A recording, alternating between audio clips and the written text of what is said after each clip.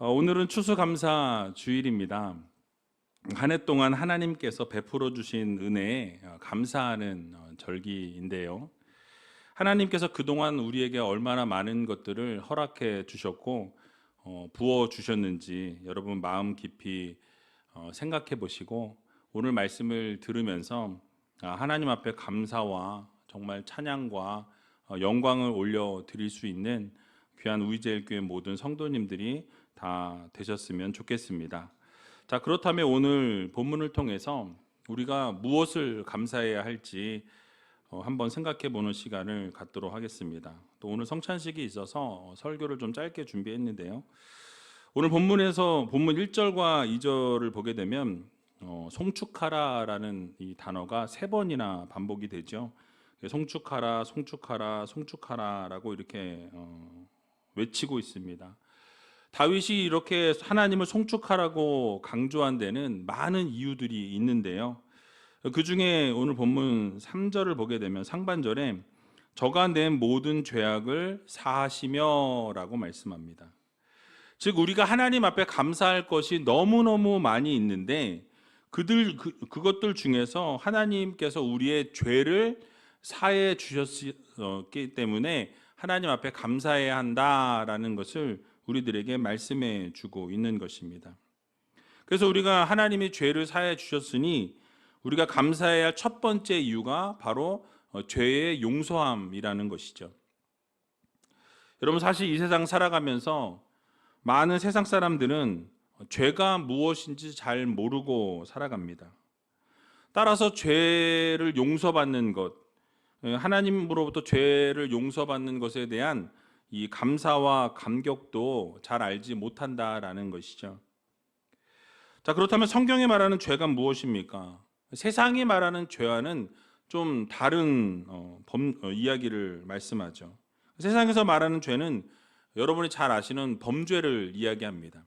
남의 물건을 훔쳤거나 누군가에게 상해를 입혔거나 또는 사기를 쳤거나 또는 질서를 무너뜨리는 행위를 하게 되었을 때 우리는 흔히 죄라고 이야기들을 하게 되죠. 자, 하지만 성경에서 말씀하고 있는 죄는 그런 성질의 죄를 말씀하지 않습니다. 훨씬 고차원적이고 근본적인 죄에 대해서 말씀하고 있는 것이죠. 헬라어 단어로는 하마르티아라는 단어가 사용됩니다. 이 단어는 뭘 의미하냐면 표적을 벗어나다라는 의미예요. 길을 벗어나다 뭐 그런 의미를 가지고 있습니다. 즉 화살이 관역을 향해서 나아가야 되는데 그 관역을 벗어난 상태, 또는 이 기차가 그 레일 위로 달려야 하는데 이 기차가 레일에서부터 탈선한 그런 상태를 의미하고 있습니다. 다시 말씀드리면 하나님의 말씀의 법도에서 벗어나 있는 상태, 하나님이 말씀하셨는데 그 말씀에 순종하지 아니하고 그 말씀에서부터 벗어나서 하나님이 말씀을 어긴 불순종한 상태를 죄라고 이야기하는 것이죠. 여러분이 잘 아시는 것처럼 아담이 범죄함으로 말미암아 이 인간은 타락의 길을 걷기 시작했습니다. 하나님의 명령을 어기고 선악과를 따 먹게 되면서 타락하게 되었고 죄의 길을 걷게 되었다라고 성경은 말씀합니다. 그리고 어떻게 되었습니까? 하나님께서 말씀하신 그대로 정령 죽으리라라고 말씀하신 그대로 어떻게 되어졌습니까? 죄의 결과로 우리에게 죽음이 찾아오게 되었다라는 것이죠. 자, 그래서 로마서 6장 23절에 보면 죄의 삭은 사망이다라고 말씀하는 것을 보게 됩니다. 결국 죄를 우리가 지었기 때문에 죄를 지은 존재들은 다 사망에 이를 수밖에 없다라고 말씀하고 있는 것이죠. 그렇습니다. 아담의 범죄로 말미암아서 전 인류에게 이 죽음이 찾아오게 되었습니다. 그래서 로마서 3장 10절에도 보면 기록한 바 의인은 없나니 하나도 없으며 라고 말씀하죠. 결국 무엇입니까? 우리 모두가 죄인이라는 말씀이에요. 한 사람도 예외 없이 모두가 죄를 지은 존재고, 이 아기들은 죄인이 아닌 것 같지만 이 아기들조차도 태어나면서부터 원죄라는 것을 가지고 태어난다라는 거예요. 그 아담의 범죄로 말미암아서 전 인류가 죄로 물들게 되었다라고 성경은 우리들에게 말씀해 주고 있습니다. 그래서 로마서 3장 23절에 보니까 이렇게 말씀하고 있습니다. 같이 한번 읽어보겠습니다.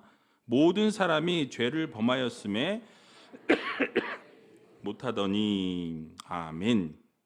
그러니까 모든 사람이 죄를 범하였기 때문에 하나님의 영광에 이르지 못하게 되는 결과를 초래했다라고 성경은 말씀하죠. 결국 아담의 범죄로 말미암아서 모두가 죄인이 된 거예요. 우리 모두에게 그래서 죽음이 찾아오게 되었고, 육체적인 죽음뿐만 아니라 영적인 죽음까지 우리에게 찾아오게 되었던 것입니다. 자, 그런데 하나님께서 우리를 그대로 두지 아니하시고 하나님께서 어떻게 하십니까? 우리를 구원할 구원의 계획을 세우셨다라고 말씀하죠. 그래서 우리에게 구원의 은혜를 베풀어 주셨다라고 성경은 말씀하고 있습니다. 늘 말씀드리지만 하나님의 기쁘신 뜻을 따라 우리를 예정하셨다라고 말씀해요. 그런데 언제부터? 창세 전부터라고 말씀하고 있습니다. 에베소서 1장 4절 말씀인데요. 같이 한번 읽어보겠습니다. 곧 창세 전에 그리스도 안에서 우리를 택하사 우리로 사랑 안에서 그 앞에 거룩하고 흠이 없게 하시려고. 아멘. 그러니까 하나님께서 우리를 구원하실 계획을 세우셨는데 그 구원의 계획을 언제 세우셨느냐? 이미 창세 전에 여러분들을 선택하셨다라고 성경은 말씀합니다. 그러니까 여러분들은 이미 하나님의 자녀요, 하나님의 백성으로 도장을 찍어주셨다라는 거예요. 인치셨다라고 말씀하죠. 근데 그게 언제 그랬냐? 이미 창세 전에, 이 세상 만물을 창조하시기 이전부터 여러분들을 선택하셨다라는 이 사실을 여러분 모두 믿으시기 바랍니다. 하나님이 이미 여러분들을 하나님의 자녀로, 백성으로 부르셨고, 그래서 우리 제일교회에서 함께 믿음 생활할 수 있도록 인도해 내셨다라는 거예요. 그래서 에베소서 2장 8절에서 9절에 보게 되면 하나님의 은혜로 말미암아 너희가 구원을 얻었다라고 말씀해요. 너희들의 공로와 너희들의 노력이 아니라 하나님의 전적인 은혜로, 하나님의 전적인 선물로 너희가 구원을 입었다라고 성경은 말씀하는 것을 우리는 보게 됩니다. 여러분, 그래서 행위에서 난 것이 아니에요. 여러분들이 무엇을 해서 구원을 받은 게 아니고, 여러분들이 어떤 공로로 하나님의 은혜로 구원을, 그러니까 여러분들의 공로로 구원 얻은 것이 아니라 하나님의 전적인 은혜로 여러분들이 구원 얻은 이 사실을 여러분들 모두 믿으시기 바랍니다.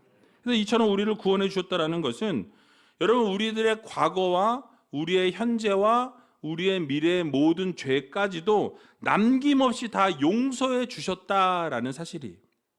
그래서 여러분, 우리가 뭘 소유하게 되었습니까? 이제는 하나님의 자녀로서 천국을 소유하게 된 하나님의 백성임을 여러분들 모두 기억하시기 바랍니다. 그래서 우리 하나님을 송축해야 한다라는 거예요. 너희들에게 그 주신 그 구원의 은혜가 얼마나 큰지 감사할 뿐만 아니라 하나님을 찬양하고 하나님을 예배하고 하나님께 언제나 송축하면서 그렇게 찬양하며 살아가는 믿음의 성도들이 되라고 우리들에게 권면해 주고 있는 말씀인 것입니다. 그래서 우리가 송축하는데, 하나님을 찬양하는데 그냥 찬양하는 게 아니라 내 속에 있는 모든 것들이 하나님을 찬양해야 한다라고 말씀하고 있어요. 우리의 온 마음과 생각과 정성과 힘을 다해서 하나님을 찬양하고 하나님을 예배하는 성도들이 되어야 한다라고 성경은 말씀합니다. 여러분, 그렇습니다. 우리가 세상을 살아가면서 하나님의 은혜에 너무나 감사할 것이 많이 있는데, 그 중에 특별히 우리를 하나님이 죄로부터 구원해 내시고 우리의 모든 죄를 기억지도 아니하시고 그 죄를 용서해 주셨다, 사해 주셨다라는 사실을 여러분들 모두 믿으시기 바랍니다. 우리는 죄 아래에 있지 않아요. 이제 우리는 죄 아래에 있는 것이 아니라 은혜 아래에 있다라는 사실을 여러분들 모두 기억하시기 바랍니다. 그래서 우리가 영원한 지옥의 형벌이 아니라 영원한 저 천국을 소유한 하나님의 자녀요, 하나님의 백성임을 여러분 모두 기억하시고, 이번 한 주간 살아갈 때 그 하나님의 은혜에 감사하고 그 하나님의 은혜를 찬양하고 하나님의 그 은혜에 영광 돌리며 살아갈 수 있는 귀한 우리제일교회 모든 성도님들이 다 되시길 주님의 이름으로 간절히 축원드립니다. 또한 우리가 감사해야 될 이유에 대해서 4절에 말씀하고 있는데요. 4절 말씀 같이 한번 읽어보도록 하겠습니다. 내 생명을 파멸에서 구속하시고 인자와 긍휼로 관을 씌우시며. 아멘. 자, 말이 조금 어려워서 제가 현대인의 성경을 좀 보니까 내 생명을 파멸에서 구하시며 너에게 풍성한 사랑과 자비를 베풀고라고 이렇게 쓰여 있습니다. 그러니까 하나님께서 우리의 생명을 이 파멸의 구덩이에서부터 건져내셨다라는 거예요. 이미 여러분들이 그 죽음의 문턱에 있는 우리들을 하나님께서 어떻게 하셨습니까? 영원한 생명으로 예수 그리스도의 보혈로 말미암아서 이미 여러분들을 생명으로 옮겨주셨다라는 사실이에요. 풍성한 그 사랑과 그 자비를, 그 은혜를 우리들에게 베풀어 주셨다라는 말씀입니다. 그러니까 여러분, 오늘까지 살아온 여러분들의 지난날의 이 과거, 지난날의 발자취를 한번 돌아보시기 바랍니다. 얼마나 하나님의 사랑이 컸고, 얼마나 하나님의 자비가 컸고, 얼마나 하나님의 은혜가 여러분 컸습니까? 그러니까 우리가 만약에 행한 대로, 우리가 죄악을 저지른 대로 하나님이 갚으셨다면 여러분 한 분도 이 자리에 앉아 있을 수 있는 사람이 없다라는 거예요. 너무나 많은 죄악을 저질렀지만 그럼에도 불구하고 하나님은 우리를 용서하시고 우리에게 자비를 베풀어 주시고 우리를 사랑해 주셨다라는 이 사실을 우리는 반드시 기억해야 할 것입니다. 그래서 하나님은요, 여러분을 언제나 붙들어 주시는 하나님이세요. 언제나 인도해 주시는 하나님이십니다. 언제나 하나님이 보호해 주셨다라는 사실을 우리는 반드시 기억해야 한다라는 거예요. 그래서 여호수아 1장 5절에 보니까 이렇게 말씀합니다. 같이 한번 읽어보겠습니다. 너의 평생에 너를 능히 당할 자 없으리니 내가 모세와 함께 있었던 것 같이 너와 함께 있을 것임이라. 내가 너를 떠나지 아니하며 버리지 아니하리니. 아멘. 자, 여호수아에게 하신 말씀이지만 오늘을 살아가는 우리들에게 동일하게 주시는 말씀이에요.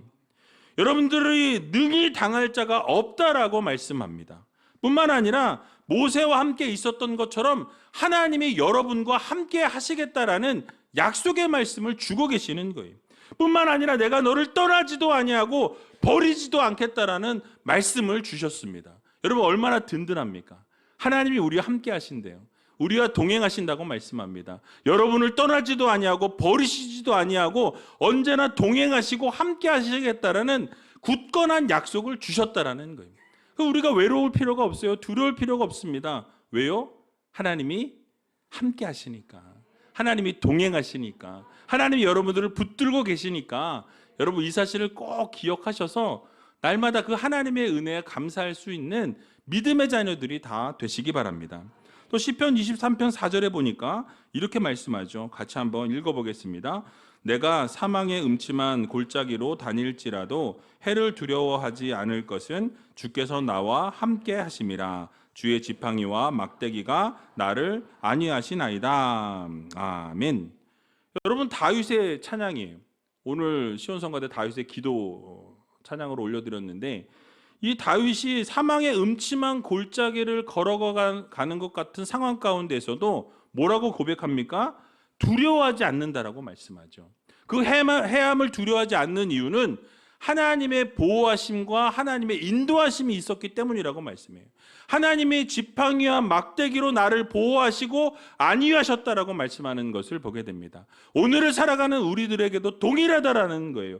하나님께서는 여러분들을 언제나 보호하시고 인도하시고 붙들어 주시고 안위하신다라는 것을 여러분 모두 기억하시기 바랍니다. 그렇기 때문에 우리가 두려워할 것이 없어요. 무서울 게 없어요. 외로울 일이 없다라는 것이죠. 왜요? 하나님이 함께 하시기 때문에 그렇습니다. 그래서 여러분 이 사실을 마음에 새기시고 하나님이 함께 하시는구나.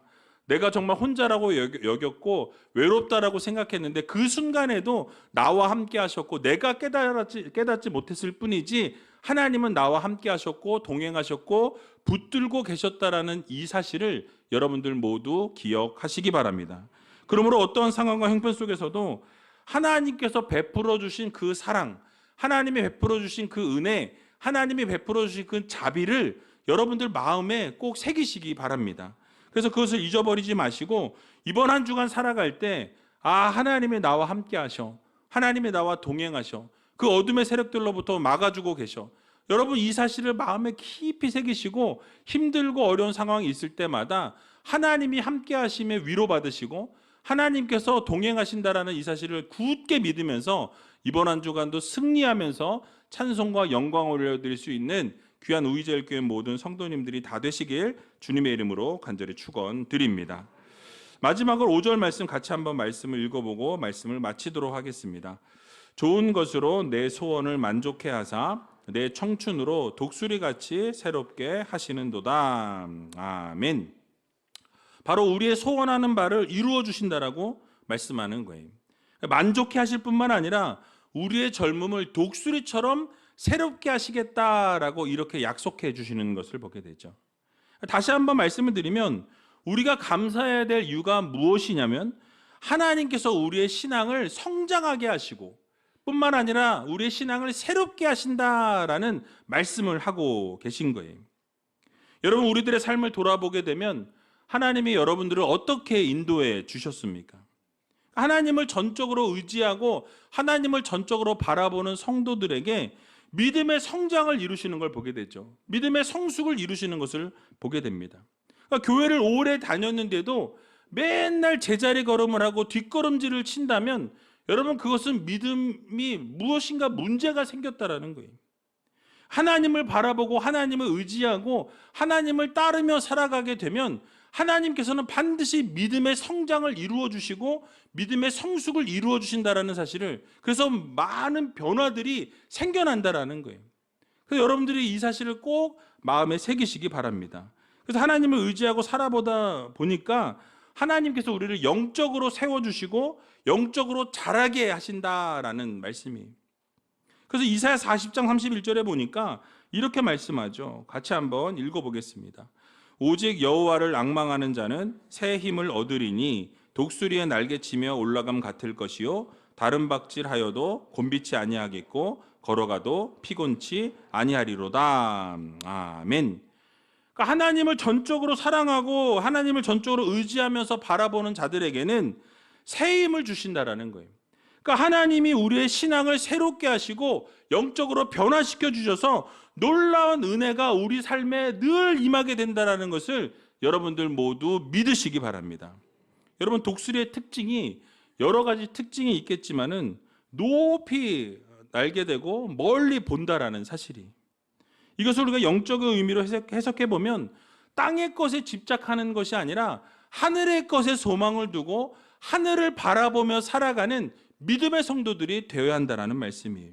그러니까 하나님 나라를 소망하며 살아가는 거죠. 세상을 바라보고 세상에 집착하고 세상에 초점을 맞추고 살아가는 우리가 아니라 저 천국을 바라보면서 하나님 나라를 꿈꾸면서 하나님을 향해 전진해 나가는 삶을 살아가는 믿음의 자녀들이 되어야 할 것입니다.